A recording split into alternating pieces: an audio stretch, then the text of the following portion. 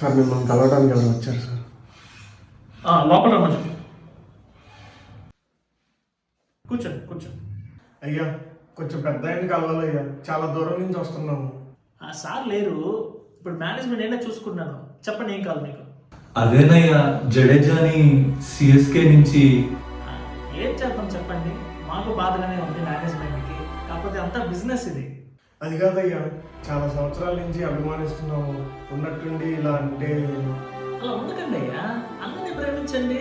ప్రతి ప్లేయర్ మన ప్లేయర్, ఏ ప్లేయర్ ఏ సీజన్లో ఎట్టబోతారో తెలియదు కదా. రేపు ఒకవేళ తలాకి జడేజా బౌలింగ్ వేస్తే మేము చూడలేమయ్యా. చూడకయ్యా, కళ్ళకు గంతలు కట్టుకో. ఎవరు చూడమన్నాడు నిన్ను? ఇప్పుడు నీకోసం ఆ బిజినెస్ ఆపుకోమంటావా?